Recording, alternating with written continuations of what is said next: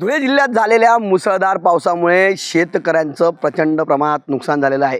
आपण बघू शकतो की धुळे जिल्ह्यामध्ये मोठ्या प्रमाणात कापूस उत्पादक शेतकरी आहेत। यंदा चांगला भाव मिळेल या अपेक्षेने शेतकऱ्यांनी कापसाची पेरणी केली होती।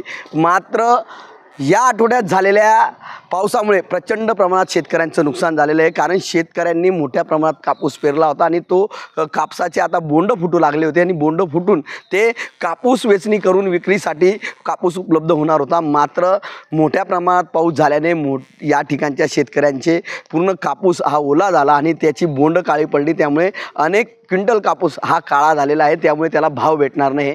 जवळपास 75% नुकसान या ठिकाणी शेतकऱ्यांचं झालेलं आहे।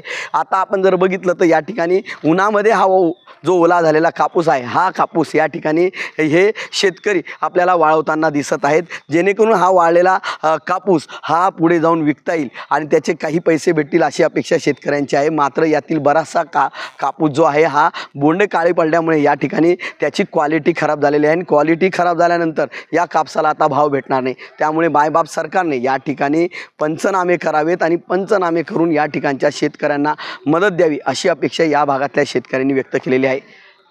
शेतकऱ्यांची ही मागणी सरकार पूर्ण करेल का, हीच तेवढी अपेक्षा। मनीष मासुळे, TV9 मराठी, धुळे।